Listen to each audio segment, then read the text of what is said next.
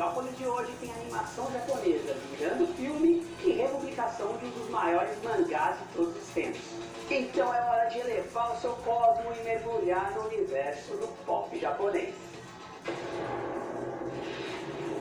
In days of legend, gods walked the earth. Hi guys, nice to meet you and welcome to Metrópolis. Hello. Hey. Hello, how are you? What's going on, my friend? Knights of the Zodiac is the first live-action adaptation from Seiya.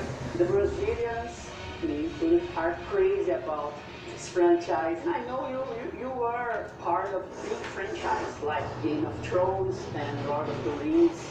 So I want to know what drew you to this film.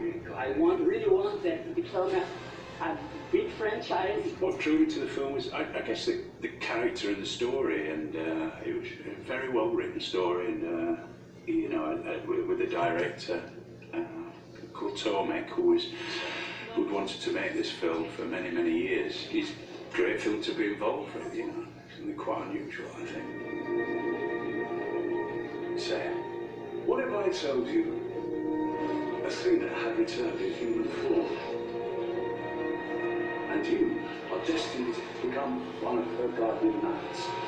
It's really such an interesting world. I was not familiar with it. I grew up in Holland, not in Brazil. But yeah, I love the whole notion of this cosmos, this, you know, this power, this force that's within us, and that we can tap into something larger too. Are you ready to start your training? The Pegasus Knight is brave, humble, and committed to protecting Athena with his life. Diego, your character, as described on the IMDb, as a mysterious assassin. Yeah. Oh, come on, man. I think the secret's out. I think the fans are a little too smart for that, right? Especially in Brazil. I wasn't too familiar with the original anime and manga. I asked my cousins back home in Ecuador and Mexico, and I was like, hey, have you guys heard about this anime called Knights of the Zodiac? And they're like, Los Cavaleiros Zodíaco. Of course we've heard of it. Like, that's like one of the greatest animes of all time. So I did my justice to the character. I watched the anime, studied his behavior, studied his motives, you know. He comes from a very traumatic past.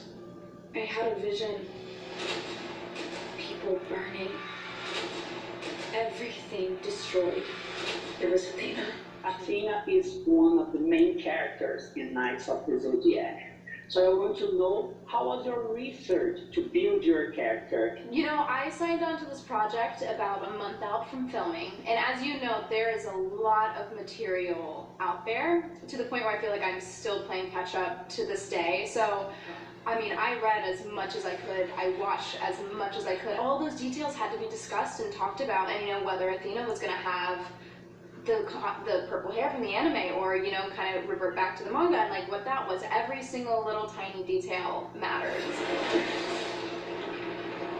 How the hell did you do that? I had to look up my lot because he's not a main character and he's a mere mortal. You know, he knew how to move. He did kendo in the original, and then you know, off of the script. The script was really the skeleton.